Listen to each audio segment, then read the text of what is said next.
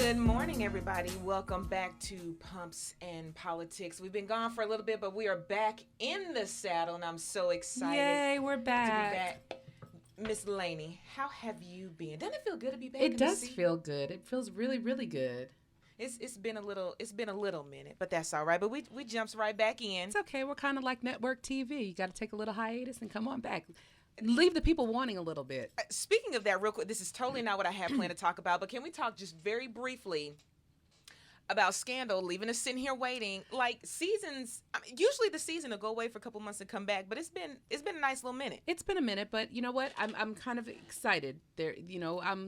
I keep watching the updates on Facebook, and it looks like it's going to be a really good season. So I think we can wait a little bit. I'm okay. It better be for as long as we had to wait. She needed a little time with her baby, so okay. Well, bring them to the set because we need to have you back, and I need some more Scandal in my life. Okay? Me too, My definitely. Thursdays are boring. But the new show, How to Plan a Murder? That show, What? the one that's coming on afterwards with Alfre Woodard, that show.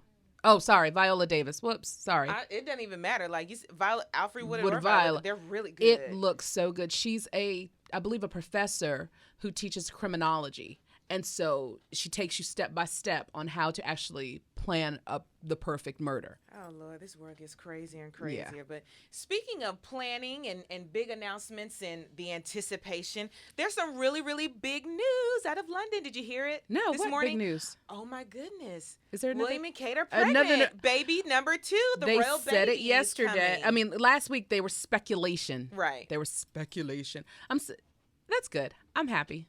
I'm You happy know, for them. And that, like you said, there's speculation.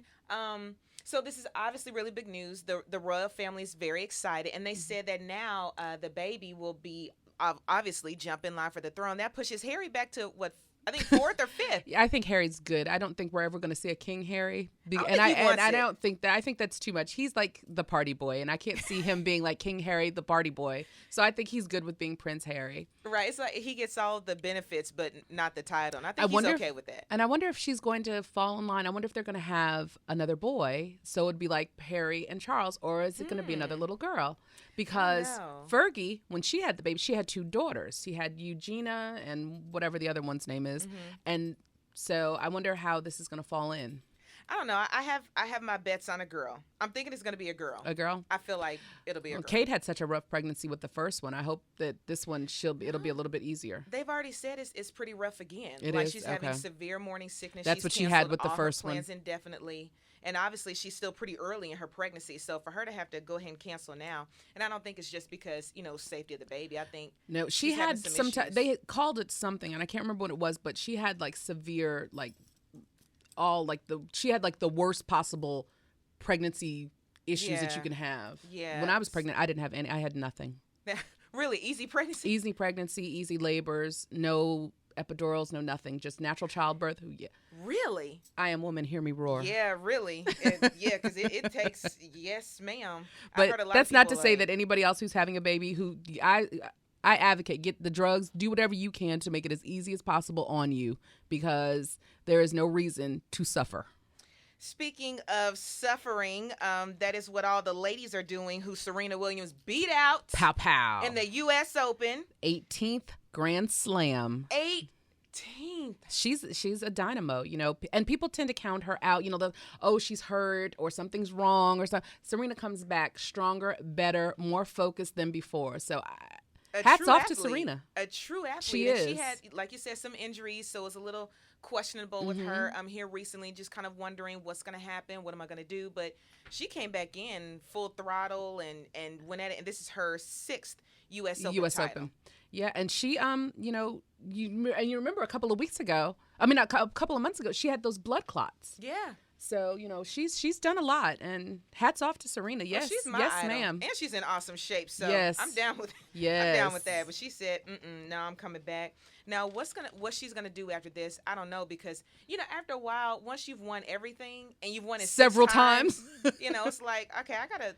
Well, she became a whatever. What's the term? She starts a nail tech or whatever. She learned how to do nails. But then she also had a clothing line at some point. She sure did. And so I don't know. I mean, I'm sure all of her interests are very diversified, but tennis is her passion. So keep playing, girl. Keep playing. And I think until she just gets bored and really tired, or maybe just can't do it anymore, then maybe then she'll stop. But she's still going strong right now. So again, kudos to you, Serena, for holding it down.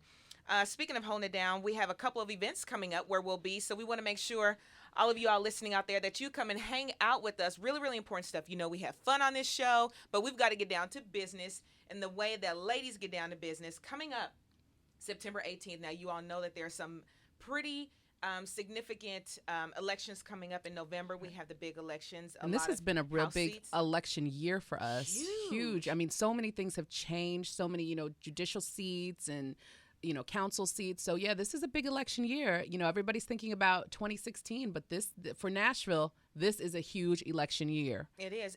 And that's the thing to remember. We talk so much, I want to vote for the president and all that, but these local elections affect your life. And the best possible example I can give folks is Ferguson. And I say that because when you don't have leadership that properly reflects the community, and I'm not just talking about African American, but properly reflects the community, then there is the chance that your needs will not be understood and communicated nor acted out. Right. And there's the disconnect. If your leadership is not reflecting you and your ideals and your opinions, things are getting left on the table. Needs are not getting met. Excuse me. My pastor has a really good saying. Yes, I am about to quote Pastor Ronnie T. Mitchell. He said, what did he say? If you're not sitting at the table, then you're going to be on the plate. There you go. I think, Jaquan, did I get that right? Yes, okay. If you're not sitting at the table making the decision, then you're going to be on the plate to get eaten up. So with that understood, the Davidson County Democratic Women will be hosting a candidates forum. Mark this in your calendars, everybody, September 18th at 6 p.m. at the Nashville School of the Arts. We're going to be in the auditorium. They're going to be talking to candidates who will be on the ballot this coming November, a number of House seats, some judicial seats. We still have a couple of those on the federal level that will be coming up. And then also, there's some big races in there. We're going to break those down in a few shows later on. Then also, don't forget, y'all, we have the May elections coming up. A number of council seats are up for election. A lot of folks are terming out, and the mayoral election is this May. So yeah, and people keep throwing their hats into the race in Nashville. This is going to be woman. Yes, in the race I now? did. And I was like, this is going to end up being a really, really interesting race to see who are going to be our elected officials in Nashville. So we went to the last Women in Politics meeting, and I learned a lot. I was able to, because when you get to the ballot, it's so overwhelming. Mm-hmm. And I hear this from so many different people. Well, I didn't know, and all I saw were all these commercials. But then when I got to go vote, none of the people that I saw in the commercials were in my precinct. And so these type of events are very, very informative. So be an educated voter, and show up, turn out, and go vote. Right. This is just as important, or if not more important, than the presidential elections. Yes, it is. September 18th at 6 o'clock. That's on a Thursday. So please make sure you all come out, support this event, but also support your knowledge. And if you are not able to make it, we hope that you are. But in case you're not, we will be streaming that forum live here on WTN Tribune Radio. We'll be airing that. So make sure you tune in and listen beginning at 6 p.m. I think we may do a little pre-show with a couple of folks. Great. Yeah, come meet the candidates. Come meet them face to face and see who they are and question them. Bring your questions. Yes. Bring your questions. Come ready. And also come hang out with us. We're going to have some more fun. We're going to be in a fashion show, Lainey. Yes, they have drugged me into this fashion show. Yes, you have to do it. We will be hanging out with the women in NAACP for their breakfast and fashion show. That's going to be just 2 days after the forum on September 20th. Now, y'all got to get up a little bit early. I know it's breakfast, y'all. It's breakfast. It's not early. It's breakfast. Just think of it as breakfast. Just come eat. We're going to feed you. Right? Well, we're not going to feed you. The women in NAACP are going to feed you. So don't blame us. Don't blame us if the breakfast isn't great. Right. We didn't cook it.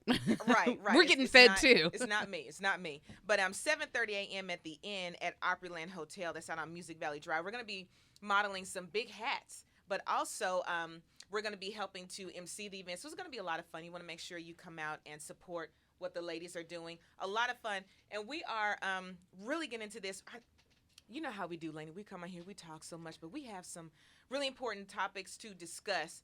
Again, September 18th, 6 p.m., September 20th, 7:30. Mark your calendars. We will continue to remind you. And it'll be on our Facebook page, and we will tweet about it. Yes, we are on that already, and we'll keep on doing it, so don't get mad at us if we flood your timeline. But now, coming up, we have a really, really important interview. We have a lot of important things on this show. We have an interview, you all. Everyone's been talking about the fallout going on in Ferguson, where you had the unarmed African-American 18-year-old Michael Brown, who was shot and killed by a white officer, Officer Darren Wilson. You know, a lot of folks are looking at, you know, just this young black guy who was unfairly shot down. We're not saying that he was or was not justifiably shot and killed, but so many people are looking at it from his side. But what about those who support the officer? They're saying that it's not about race, it's about a safety, it's a safety issue. Lainey, I see you already getting ready to chime in. I'm not bringing it up to discuss right now because we will spend the rest of the show and never get to what we're talking about. But I'm saying that because I want to make sure you all stay tuned because we have that interview coming up and you don't want to miss this one. But before we get to that, these juveniles escaping from Woodland Hills. 33 originally. One of them didn't get all the way out. Bless them. And then the next night after that, they had 20 more that escaped, but didn't escape the facility. They were able to escape the building. Right. That's a problem. And some of the stuff that I have read is that DCS, in those types of facilities, they're down 28 people. So if you need a job, please apply. But that's number one. But they're down 28 people. Did you see that video that Channel 4 had? Yeah. What really got me, that one security guard. Well, real quick, let's do a wrap. For those of you all that don't know, there's a juvenile detention center here in Nashville, and 33 teenagers kicked in part of the wall, a little gated-like area or something like that. Right, and then they ran out into the courtyard, and then they were able to climb underneath the fence. There you go. They had loosened up the fence, and I can't think that this was not premeditated. I'm sure that they had been working on it and prying it up, and so they were able to get out of the fence. And currently, there's still 5 or 6 that are still five. They're 5 now. They arrested one, and he Friday or Saturday. Friday or Saturday. Yeah, he was breaking into cars and they said the last ones that are out are the most dangerous. Of course they are. They're the smartest ones. Right. They have a long list of gun and drug charges, and they're saying, if you see them, don't even walk up on them. Just give police a holler. We got it from there. Right. So just leave them alone. But what and you talk about, hey, if you want a job, there are clearly some openings. But what concerns me right now, they're saying that there were some cuts. Mm-hmm. Some budget cuts, which resulted in decreased staff. And then they can't have weapons. Right. They can't have weapons. So it's very easy for these youth to overpower because there were a couple of the officers that were working the facility who were actually, assaulted and beat up and overpowered. So, I think that there's a whole lot of things. The last thing that I heard was there was a corrections facility talking about maybe we need to take these over. And I don't know how I feel about these youth because this isn't prison.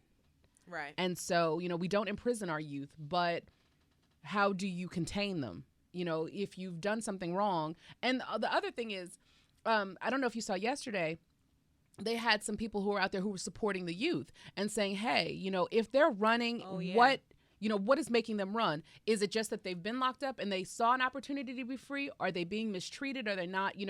And I don't know, if you've been a victim of a crime, and you're in there to do your time or what have you, what reasonable accommodations should you expect? Well, I'm not sure if you heard Don Aaron. He's the police spokesperson for Metro. He did remind us. He said, I hear what they're saying. Appreciate their support, but those kids are in there for a reason. Mm-hmm. And as a matter of fact, when some of them went home, their parents said, no, come get them. Don't want them. Yeah. Come back and get them. So, we have to kind of remember that. But I don't know. We'll look into this. No doubt this is a topic that will still be in the news for a while. And I think, and I'm looking over here to our producer, Alicia, I think we need to have somebody in to discuss this a little bit further. But speaking of discussing a little bit further and staying tuned, we again have some folks will be talking with us who support Officer Wilson, and we just want to get a well-rounded perspective on this issue. There's more than one opinion. There's more than one way to look at things. We don't condone the killing of anybody, but we have to see all sides of everything. We have to be fair and balanced, and I think that being able to see, or at least hear from what their perspective, how other people are viewing this, because we know how we view it. Right. So we'll hear from others. And anyway, like we said, stay tuned for that. We will be right back.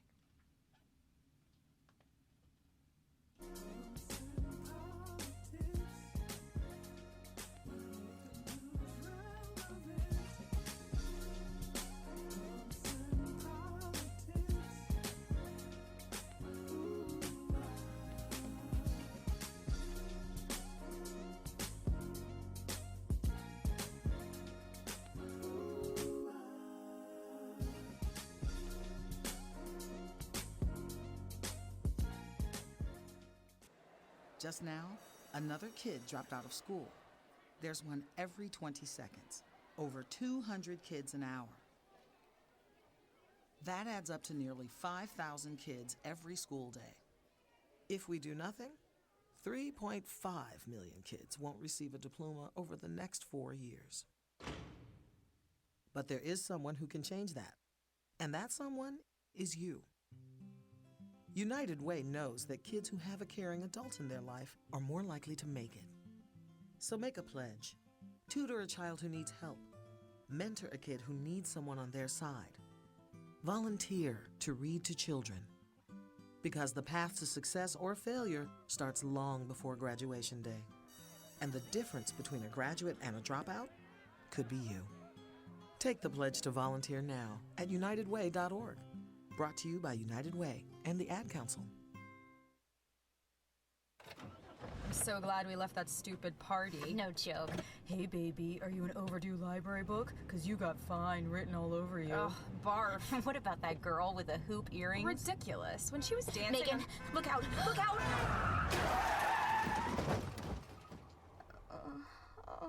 Oh my God, Becky. Becky, are you okay? My arm. I think it's broken. Can you bend it? It's already bent in the wrong direction. I can't believe this. I'm so sorry. I only had a few drinks. I was just buzzed. Really?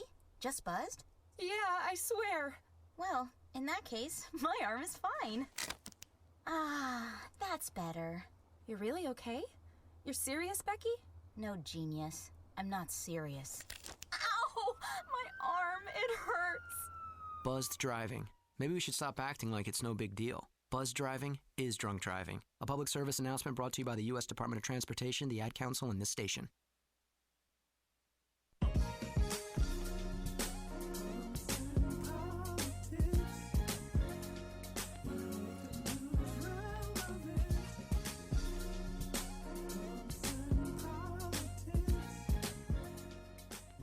Welcome back, everybody, to Pumps and Politics. A lot to talk about, a lot going on. Again, stay tuned. In just a little bit, we're going to have on with us one of the supporters for Officer Darren Wilson, who shot and killed Michael Brown in Ferguson, Missouri, causing many days of riots and, excuse me, not riots, but protests. Protests. You have to properly term that. That's right. A number of days of protests, and put a national spotlight on a number of issues that are still alive and well in our community. Speaking of alive and well, we have with us, Lainey, Janine Davis. Well, she's welcome, in the house. Janine. She made it. Hello. Y'all are silly. How are you, Janine? It's been a while. Well, I know it. It's been a while for all of us, Yes. but I am well. You know, Monday mornings are just Monday mornings. We're going to say They're that. special. Yeah, they're real special. Real special. And especially when traffic is real special. But I'm so glad to be back. We are happy to all be I back. That's what am. we were saying in the last break, that it's been a while since we've all been able to hang out on Monday mornings. We're just happy to know be it. back together. It feels good. I It missed you all. does. It does. I'm gonna cry. I know. Oh, gosh. So Really? emotional. I love you, ladies. I love you, man. Speaking of, I love these transitions this morning. I'm on it. I'm on it, Alicia. I'm on my transitions. Speaking of transitions, though, tears, emotion, joy. We have a very important event coming up. As you all know, we record our show here in the studios of Tennessee State University here at WTST Radio, which you ladies are graduates of. No. Lainey, you are a graduate of. Excuse me, you are Fisk. Let me not. Well, I did do a master's here. Goodness. Oh, yeah. Okay. So I knew there was. Okay. It's kind of in my bloodline. My daddy's a graduate, and my sister. So, TSU is all family. Right. It's all family. But it is Code Blue 102. There we Code go. Blue 102. I think I got it right. Right. Okay. Code Blue 102, celebrating 102 years as a university, but it is Code Blue, everybody. Why? Because of the blue and white. And Lainey, no doubt, you're always in the know of different events going on, and there's very important events. There's a lot of events going on to celebrate this 102nd year of Tennessee State University. And in studio today, we have Dr. Sharon Peters, who is the Scholarship Gala Chair and Director of TSU's Community College Initiative. I'm having a hard time talking. That's a long title. That's a mouthful. Good morning. Right. Good morning. How are you? Good morning. Welcome to our studios here. Pumps and Politics. So at TSU. So let's talk a little bit about the 2014 Scholarship Gala, an evening of honors. Can you tell us a little bit about it? It is entitled an Evening of Honors because we will focus on 3 individuals and a program uplifting them. This year we have decided to combine the Grand Marshal Dinner. There's historically been a Grand Marshal Dinner with the Scholarship Gala. So we will be honoring our Grand Marshal, Mr. Claude Humphrey, who was recently inducted into the Pro Football Hall of Fame. Mm-hmm. We will also honor Doctors Jamie and McDonald Williams. Jamie Williams is very close to this department and the College of Liberal Arts. She was the chair of communications for a number of years. Mm-hmm. She was married to McDonald Williams, who was also the longtime director of the Honors Center. And capping that off, we will be continuing to recognize the Honors Center and program for 50 years of existence. Wonderful. So that's why we entitled it an Evening of Honors. That's wonderful. This event will take place on Friday, September 26th at the Music City Center, which is a beautiful, beautiful location. It is so beautiful, really so beautiful. Mm-hmm. So please make sure that you all, especially TSU alumni, you all need to come out, support, and give back to this scholarship. How much are the tickets, speaking of which? Tickets are $150 per person. And a table is $1,200. And we are reaching out to churches and other community organizations to purchase tickets and to support this endeavor. As you all are aware, a large majority of TSU students rely on financial aid in order to attend and graduate. And so sometimes the Scholarship Gala and the funds it generates are the one piece of glue that holds it together that allows them to attend and continue attending TSU. And so it is critical that we continue to raise funds to support our students. Sometimes as a state institution, people think we're totally state funded, but about 23% of our budget is state funded. So, wow. So that leaves a big chunk. Yeah, it leaves a big hole. I didn't realize that percentage. Yes. Well, thank you for sharing and that. we all know kids who, being a TSU student and an alumni, and we all know students who came and weren't able to get those money and would have to go. Matter of fact, there was a student the other day I just saw on a GoFundMe page, and he had done all this stuff to get here, and somebody started a GoFundMe because he needed $6,000 or else he was going to have to get on the bus and go back to Chicago. He'd come all the way down here, and he was able to raise that money. So we know Big Blue. We know the Big Blue family is out there. We know that we can keep our kids in college. And that's fantastic. The issue that we confront is he'll need another $6,000 for the spring. Right. So our students are impacted by the high cost of education, the fact that we still charge a huge difference between out-of-state and in-state. Some states are doing very creative things about reducing that cost. And then when you combine it with room and board and books, et cetera, it makes it real hard for students who are coming from out-of-state. And a lot of our students historically have come from Chicago and Detroit and St. Louis and Atlanta. And so they have an extra burden. One of the things that I saw that TSU was doing, which I thought was great, is the book bundling package. Yes. That is an awesome initiative. And can you talk a little bit more about that? The book bundling came out of academic affairs in the president's office, and it was her goal was to reduce the cost of books and provide books to students electronically so that students start the class with books.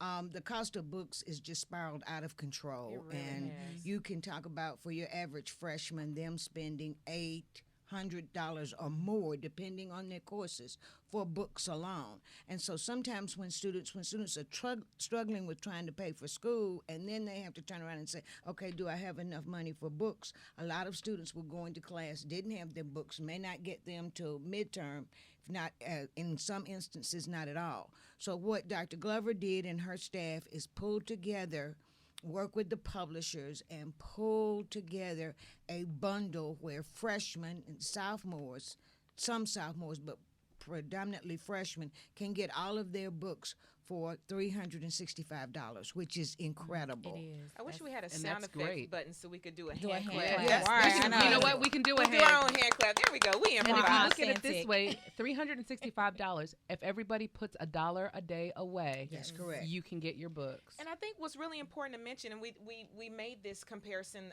last year, or really put this point out there, is that $150, like I could just feel the grumblings going on. Okay, we know it's $150 per ticket, but this isn't just a ticket to go put on a pretty outfit. Correct. This is an investment Correct. in these kids' education. That's correct. And then especially when you consider how much, the one kid that you mentioned, Lainey, $6,000, you would be giving a $150 scholarship to somebody. Yes. Right. Basically. Yes. So Yes. everybody, I know it's a little bit, just sit a little change aside and invest in. And these kids want to go to school. And Let's it's just support about them. two people at this event pays for one child's books. Yeah, for the Right. book bundling. There you Right. go. So that's amazing. Now we are talking about the money we're trying to raise and all that, but of course there's the awesome side of the event, an evening of honor. What's going to happen? Who are we going to hear from? The lights, camera, action. What's the night going to be like? Correct. First of all, the event will be hosted by Jonathan Slocum, who is a nationally known comedian. He has been tagged as a Christian comedian, and so he will come and MC the event. We will feature the TSU Jazz Ensemble, the nice. TSU Dance Ensemble, and then Jasmine Gant, who was featured. She is a saxophonist. She was featured on the website. She will be performing for our reception. Now, what we've worked real hard to do is make sure this event is not talking heads. Thank So you. we will do a lot of videos, a lot of music. We will have very short presentations to the honorees, and the honorees will respond, which we really cannot control, but we have tried to control that everything will be presented via video and music. And we will start at 7 p.m. sharp. That and means we're be hoping, on time. That's Janine, correct. for you, that because the means show's 6 going to o'clock. start regardless. And we've timed it out till the show should end somewhere between 9:30, and then there will be dancing. Yeah. Oh, really? So Yes. we went to, did you ladies go to the gala last year? Yes. It was. I wasn't in beautiful. town. It was. It was truly really nice. beautiful. But moving to Music City Center, and then sounds like it's going to be even better than last year. And last year was just absolutely breathtaking. It's like I would have felt okay paying $200 or $250 or even more than that, because it truly was awesome. But So and we don't are- forget, Friday, September 26th at the Music City Center. Get your tickets now. You can call 615-963-5481 or visit tnstate.edu/scholarship gala to get your tickets. Everyone, thank you so much. Sharon, Dr. Peters, thank you so much Thank for you. being with us today. And please Again, come back and everyone's- visit us. Yes. I will. You I gotta hang will. out. Now, yeah, I don't know how well you all know her. She's a spunky little something. So we gotta have her back hanging out with us. But we're getting the wrap over here because I get in trouble a lot. But thank you again for being with us. Thank you. I appreciate it. Thank you, everybody. Again, stay tuned. We have a very important interview. A lot more discussion coming up that you don't want to miss. We'll be right back.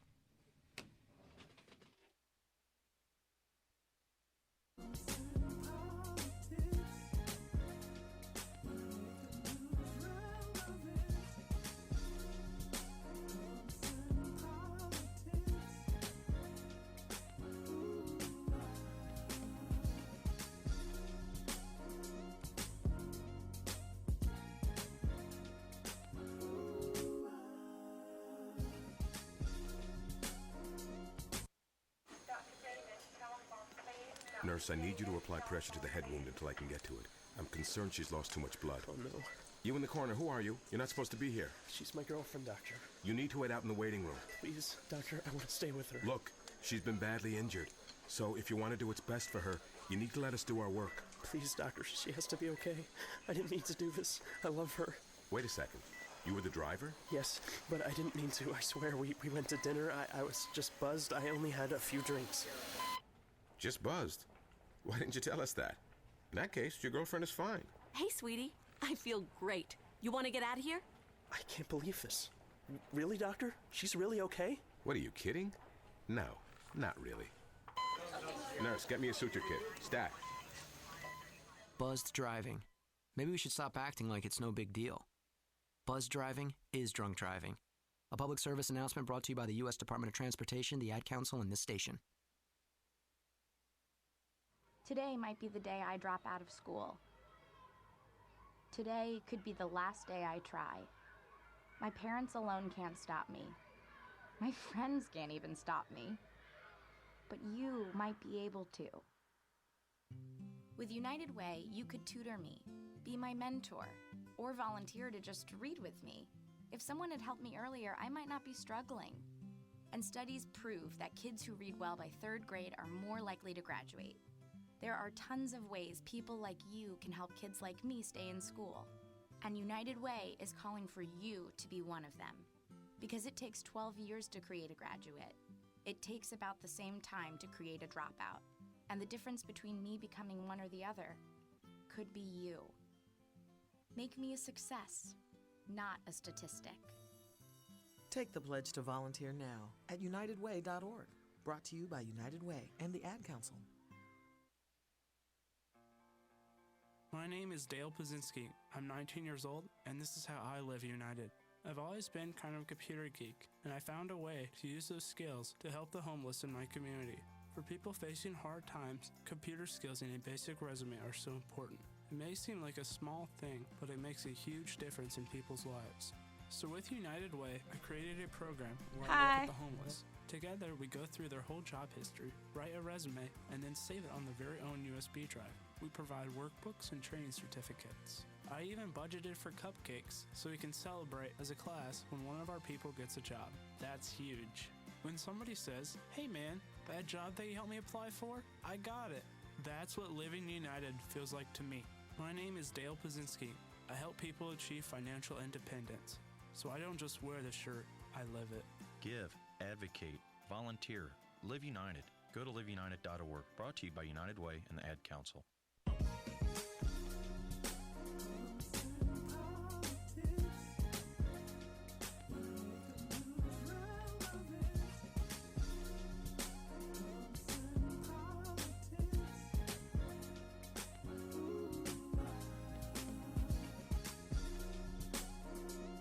Welcome back to Pumps and Politics. Y'all look, it's Monday. It's the Monday first time morning. we've been back in quite some time. We're up a little bit before y'all are sometimes, so just let us have it. It's all right. We're having a lot of fun.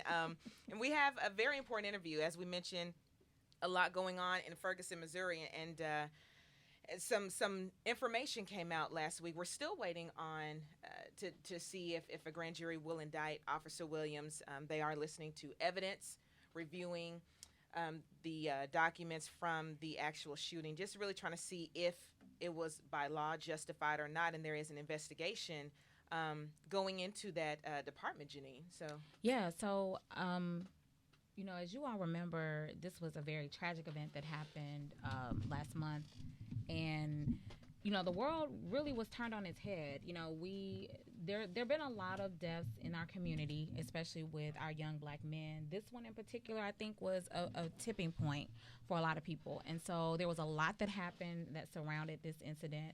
A lot of racial tension, huge racial tension, that has engulfed the entire United States. And so we've got a caller on the line that is a supporter, actually, of the police officer who shot Michael Brown.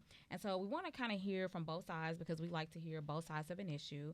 And we're going to give her an opportunity to express herself, tell us, you know, just kind of what her thoughts are, why she feels that Officer Wilson needs to be supported in such a way, and I don't know what justifies that, but we're going to hear from her right now. So please welcome Tiffany to the show.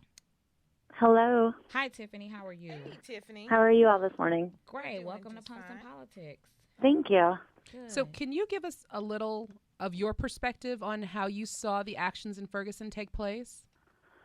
And what information that you have that has come to lead you to believe that Officer Darren Wilson should be supported? That he should be what? I'm sorry. Supported? Oh, I just believe in and it doesn't matter who it is, whether it's a police officer or not. You're innocent until you're proven guilty. I mean, that's for anybody. I don't care what the crime is, and I don't feel like he's been given that chance. I feel like everybody's been so quick to say he's guilty of this and that and what he shouldn't have done, and I don't think anybody's given him a fair chance. Okay, and using your logic in that, wasn't Michael Brown innocent until proven guilty? Absolutely. And so do you believe that there was the shooting was unjustified? I can't say either way because I wasn't there. I have to have faith that in my belief with law enforcement, I have to have faith that he, as in Officer Wilson, truly felt his life was in danger until he did what he thought was the best plan for him. I mean, I wasn't there. I don't know. I can't say whether it was justified or not. I don't have all the evidence. I don't have this or that. I just know with the training that law enforcement has, that he did the best thing that he was trained to do. Tiffany, I have a quick question. What Yes. has, and this is one of the reasons why we wanted to have you on the show, someone representative of you all's perspective, because, the only people that were in that moment were Officer Wilson and Michael Brown and his friend, Mr. Johnson, I believe is his name. So no one knows the full story. And obviously when you hear, unarmed African-American teen and then a white officer, then the racial card quickly and it seems like immediately jumped in, and then we're coming off of the Trayvon Martin situation. What are you all's thoughts when you saw how, a lot of America immediately said it was wrong and this, innocent black teen was gunned down, and no one even really seems like no one even considered the officer's side. How have you all felt about America's reaction to what happened? I can tell you I was honestly shocked because to me, I don't see it as a black and white issue. I never have. I wasn't raised that way. So it was very shocking for me that people jumped to that conclusion. Because to me, it was a police officer and a the other person involved. It wasn't a matter of it was a white officer and a black man. I was not aware that there was so much hatred towards people still because of color. Because this to me wasn't this isn't a color situation. So Tiffany, I'm sorry to interject. I have a question, just more from the standpoint of, do you not realize that race does exist here in America? There are recorded incidents and Eric Gardner issues, in New York City, right, where it was truly a racial issue. Right now, we have a Hawks owner of a team that is stepping down, selling his shares because he made racial comments. So race does exist. I mean, there are people, and I understand, we love everyone. I think based on your belief system and things of that nature. But I do want us to be clear that race does exist and in America. Racism still exists. We do Sure not live in a post-racial society. Right, and I guess I just wasn't aware of how prominent it still was, and because again, I don't live that lifestyle. I don't see a race or a color or anything like that because it's just not how I personally am. Okay. But I do have friends that I've talked with on every spectrum of race and color, and I'm like, is it really like this? Like, yeah, it really is. Really? Yes. Well, and I think, Tiffany, you bring up, and this is why we wanted to have this discussion, because, I think this will help us heal, regardless of the shooting of this teen or not. There obviously does exist some room for improvement and communication on both sides. And now we can also better understand, you all can better understand as supporters of Officer Wilson, why everyone was so quick to make it a racial issue. And then those who believe that the officer was wrong and see this as just another young black male that's been gunned down can be very upset by that. Because, and you brought a good point. You say you don't live that lifestyle of racism, and you weren't that aware that racism still existed. And I think this kind of conversation has to happen, because we have I think to people are step in scared each to other's have worlds. it, don't Well, you? yes, absolutely. The conversation of race is it's one of those things. There's a couple things that people don't like to discuss in comfortable conversation: race and politics and religion. Those are three things that are very, very touchy, because they're all held. Those are your personal beliefs. And so when somebody challenges your personal beliefs, it can get pretty sticky, but at the same time, it allows you to grow. Sure. One of the things that I see that, as a mother who has raised an African-American male child, there are things that I have to tell my child that I'm sure that if you have a child who's a male, that you don't have to tell your child.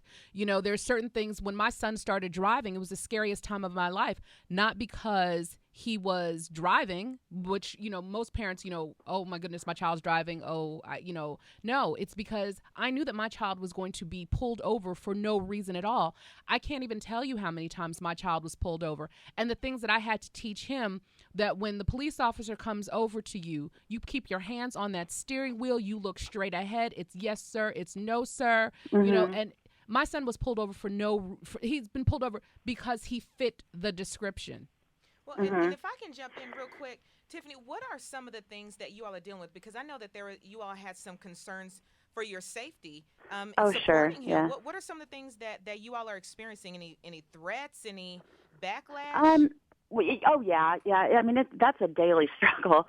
I've had people, which most of the negative comments I've tried not to even respond to if they're through messages. If they are posted on the page, we just delete them, because I don't want other people getting heated and getting it, because again, I don't want to fight hatred with hatred. If you want to have a serious conversation with somebody and try to understand and get on each other's level, then I'm okay with that. Okay, so Tiffany, I just had a quick question, because I agree with you. Don't fight hatred with hatred. So again, what is your stance as far as Officer Wilson is concerned? Okay, I'm sorry. That, what is my stance with Officer Wilson? Right. What is your stance as far as he's concerned in this situation? I know you mentioned earlier that he's innocent until proven guilty, but there's a lot of evidence that has come out in the case, from police reports to eyewitness accounts, etc., even to the fact that there is a progression of aggression that police officers must take, that they learn in training. You don't always shoot first to kill. There's other things that you can do to, disarm a suspect. And so, the hands up, don't shoot has now become a national movement, because that is a universal sign of surrender. And it has been reported, eyewitness account, that Michael Brown did put his hands up and surrender. So again, with all of those things of people who were on the scene to see it live happen and their accounts, still, what is the position that you all have with Officer Wilson? I think, and again, it's hard to speak for everybody that's on my page, I can say for me personally, I think Officer Wilson absolutely was afraid for his life and did what he had to do. I'm not saying that because I don't have that training. I don't personally have that training. My husband has that training. He goes to, they have so many trainings throughout the month, every month. So your husband's an officer? My husband, yes. Mm-hmm. Okay. Are you an officer? No. Okay. You're like, no, not me. No, thank you. Gotcha. Okay, I'm sorry. Go ahead. No, I think why I got so active with this is because as a police officer's wife, especially with starting that page, I've had people tell me that I'm racist. I'm like, you don't even know me. You think just because I'm white, I'm racist? Like, that can be the farthest thing from the truth. Have you had? I just want to know. And so with this situation and this topic, have you had face-to-face conversations with people on race? And the other thing, an interesting study came out not too long ago, and it said that most African Americans have at least 8 Caucasian friends. Most Caucasian Americans have 2 or less African American friends. Yeah.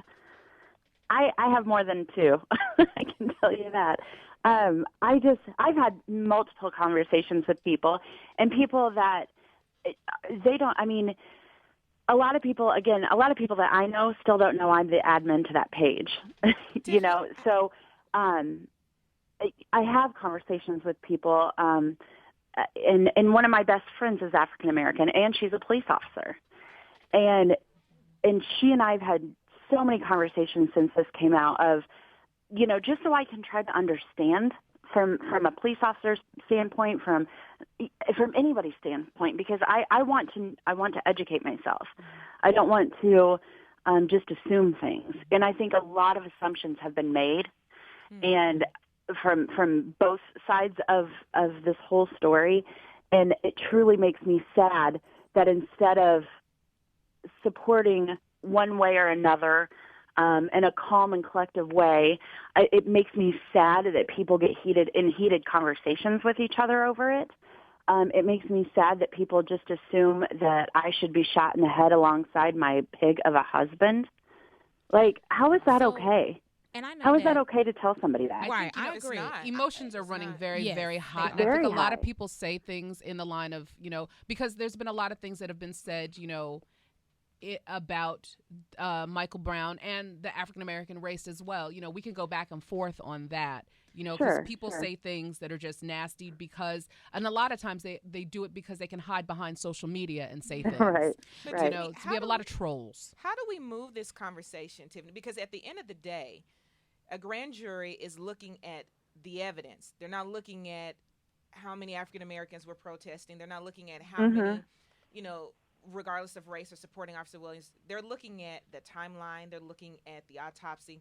How do we move this incident? How do we move this conversation from a racial issue to the facts and the concern that that officers can, if they want to, take certain liberties and have the law to protect them? And it should be a great concern to anybody, regardless of race, that military equipment and gear can just come down the streets if somebody's protesting over abortion or whatever it might, or religious rights or same-sex marriage. We can pull the trigger on any of that, and that invades everybody's rights. So I went all around that, but how can we move this, Tiffany? And we're asking you, because you all seem to be taking a lot of hits, how can we move this from a racial discussion to a facts and safety discussion? I think personally, I think it would require people to, from both sides, from Michael Brown supporters to Darren Wilson supporters to law enforcement supporters to people who don't support the police. Could you imagine if you had a couple people from each of those, groupings, if you will, and sit down in one room and have a mature adult conversation on how do we move forward? Because I would love to. I would love to sit down, and because I don't. I'm just as passionate as my support as other people are for Mike Brown's support, and I'm okay with that because you're passionate about something, right? So I would love to sit down with people and discuss how do we move forward from making this every time, because and you all know this, you guys read the news. There was 3 weekends ago, I can't remember. There was a white teenager that was shot and killed by a black police officer in Utah, and that never made the news. And I don't understand that. Like that to me makes no sense. So it wasn't an issue there, but it's an issue here. And we've had a lot of black on black crime. Yes, and white on white. That's what I'm saying. Like, it's not. So again, I kind of want to go back to, from the police officer standpoint, with your husband being a police officer, obviously that gives you a lot of connection with that. I know police forces and officers are family. You all are considered family, regardless of color even. So how is the family, the Federation Order of Police family, feeling in Ferguson about this? Both, again, black and white. I think it's we need to help people understand exactly who a police officer is. You know, yes, they're a police officer. Yes, they're out on the streets patrolling and they're doing this. But those police officers are also normal human beings. There's fathers and mothers and wives and husbands and daughters and brothers and sisters. These aren't just, you know, this is their job, yes, but there's more to people, you know. And my husband, he'll go out and he is an excellent, and I'm not just saying that because he is my husband, but, you know, it's okay. You can be biased against your husband. He goes to work and he does his job and he comes home. And that's the biggest goal for any police officer is come home to your family, period. You know? I have a question. Too. And it kind of piggybacks on what Jenny just asked you. You know, I think that the Ferguson Police Department, and I don't know if your husband's a part of that department or what another department, but I think that a lot of anger also came with the way they handled things. You know, with at the same time that, you know, they were bringing out, you know, telling out who Officer Darren Wilson was, they chose to show that Mike Brown had been in a convenience store at the same time to kind of sully his name at the same time. And I think that, you know, in hearing from other police departments from across the country, they said, you know, that was not the proper etiquette in terms of this, you know, handling this case, as well as Mike Brown's body was left uncovered for like 6 hours just in the middle of the street, just bleeding out. You know, so I think that I know that there's right and wrong, and I just wanted to know some of your thoughts on the way maybe the Ferguson Police Department handled this. Sure. And I don't know because I only know, you know, how and no, I'm not in the Ferguson area, how our department handles things. I think it's different between department and department. And again, I wasn't there, so it's a lot of what I've heard, what I've read, what I've seen, what I've, you know, this and that. I don't know what their protocol of handling things like that is. I would say that it's definitely a learning experience, and they're going to learn a lot on how to handle things. God forbid this ever happen in the future nationwide. You know, I think a lot of people are going to learn from this situation on how to make things better. Not necessarily right and wrong, because everybody could fight that till we were all blue in the face. But I think it's definitely a learning experience of this is what we should not do. What we should not do is allow photographers there and people to have their cell phones out and videotaping this man's body. There was no need for that. I think that's so disrespectful. I mean, I agree with you. I think it's disrespectful to a degree, but again, it's a free country. Social media is rampant. Sure. Again, and that's accountability. Right. And I think it's also disrespectful, again, for the protocol not to be followed when someone is killed and their body is to be covered, allow their family to do whatever needs to be. That's disrespectful just in the same amount. So I agree. You know, I hear you continue to say that you weren't there, so you can't, you can't speak to a lot of things. Yeah, it's just hard to say what I personally think because I don't want to speak for everybody on my page who has, you know, it's for me personally. I think that he shouldn't have laid there for as long as he did. But again, I don't know if it legitimately was 6 hours. I didn't time it. I wasn't there. You know. I don't know what their protocol is either. You know, I don't know. Like, again, every department's so different that, you know, but I definitely think this is a chance for people to say, look, you need to do this. Like, it would be great if they would call the community and say, hey, what could we have done to make this better and get feedback. And do things better. I think that's part of the problem with the Ferguson Police Department and the Ferguson and the political powers that are in the political people that are in power in Ferguson, because of the fact that whoever's in power in Ferguson is not representative of the community. And I think that that's one of the biggest issues that plague this area. And Tiffany, I want to ask you real quick, and then we've got to let you go. And it's been such a pleasure and an honor to have you with us. Just really, really quickly, if you could give us a quick answer. You said you're not in Ferguson. You and your husband are not in Ferguson, but you are in a part of Missouri, and you're obviously, pretty out there in terms of your support. your husband and any of his fellow officers, are they a little gun shy now because of what happened? Are they kind of thinking twice before doing anything and maybe misread or whatever? Have you noticed any changes? I would say my husband and I haven't really talked about everybody else. He and I have had conversations, and again, I don't think that he is. And it has nothing. And again, I stress this. It has nothing to do with the race or age of a person. If my husband feels like he's threatened, he's coming home to me. You know, and by threatened, I mean his life is threatened. You know, my husband's been beaten. He's been choked out. He's been. I mean, I could go on and on and on. The other you side know? of it that we don't hear. I'm sorry? I said that's the other side of it that we don't hear, that there's a lot that they endure on a daily. And our hats go off to you, Tiffany, as the wife of a man who goes on the streets to protect our communities every day. So kudos to you, and hats off to you for your courage and your bravery for stepping up, starting the Facebook page. Again, the reason why we want to have this conversation to better understand both sides, but also so that we can have this discussion of race matters. And hopefully this in some way will help move this case along. But Tiffany, we do again want to thank you for being with us today, and thank you so much. And keep doing what you do. Keep doing what you do. Thank you. Thank I you, appreciate Tiffany. it. Thank you very much Keep for the letting conversation going. Yes, Thank you, continue this Tiffany. conversation afterwards so we can maybe have some progress. Absolutely. I mean, because you you can't go back in situations like this. We have to move forward, and not just with law enforcement. I mean, they've got a whole nother fish in the sea. You know, that's something huge. I think we as citizens of the United States need to come together and say, look, this was not a racial thing. It wasn't. And what do we need to do to move past that?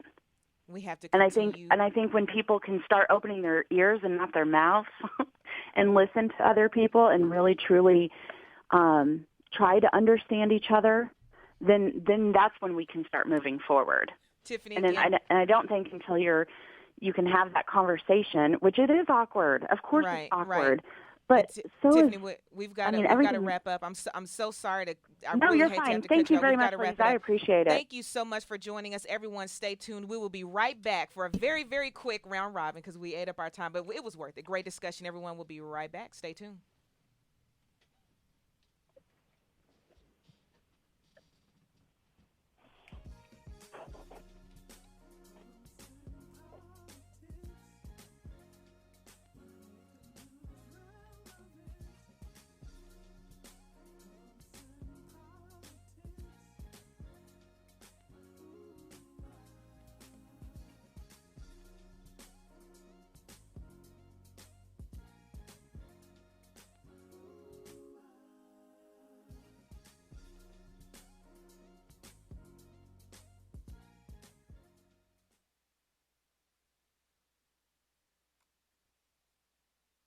Today might be the day I drop out of school. Be the last day I try. My parents alone can't stop me. My friends can't even stop me. But you might be able to. With United Way, you could tutor me, be my mentor, or volunteer to just read with me. If someone had helped me earlier, I might not be struggling. And studies prove that kids who read well by 3rd grade are more likely to graduate. There are tons of ways people like you can help kids like me stay in school. And United Way is calling for you to be one of them. Because it takes 12 years to create a graduate. It takes about the same time to create a dropout. And the difference between me becoming one or the other could be you. Make me a success, not a statistic. Take the pledge to volunteer now at unitedway.org. Brought to you by United Way and the Ad Council. Nurse, I need you to apply pressure to the head wound until I can get to it. I'm concerned she's lost too much blood. Oh, no. You in the corner, who are you? You're not supposed to be here. She's my girlfriend, Doctor. You need to wait out in the waiting room. Please, Doctor, I want to stay with her. Look, she's been badly injured. So if you want to do what's best for her, you need to let us do our work. Please, Doctor, she has to be okay. I didn't mean to do this. I love her. Wait a second. You were the driver? Yes, but I didn't mean to. I swear, we went to dinner. I was just buzzed. I only had a few drinks. Just buzzed. Why didn't you tell us that? In that case, your girlfriend is fine. Hey, sweetie. I feel great. You want to get out of here? I can't believe this. Really, Doctor? She's really okay? What, are you kidding? No, not really. Nurse, get me a suture kit. Stat. Buzzed driving. Maybe we should stop acting like it's no big deal. Buzzed driving is drunk driving. A public service announcement brought to you by the U.S. Department of Transportation, the Ad Council, and this station. This is Nnamdi Asamoah. I play football for the Philadelphia Eagles, but what I do off the field with United Way might be more important. I'm a volunteer tutor and mentor. Why? Because over 1 million kids a year drop out of school, and that's not okay. It takes 12 years to create a graduate, but it takes about the same time to create a dropout. And the difference between a child becoming one or the other could be me, or it could be you. Studies show that if we get to these kids earlier, their chances are better. And kids who read well by 3rd grade are more likely to graduate. So join me in United Way. Suit up and take the pledge. Become a volunteer reader, tutor, or mentor. Because when a child succeeds, we all succeed. Give, advocate, volunteer, live united. Take the pledge at unitedway.org. Brought to you by United Way, the Ad Council, and the National Football League.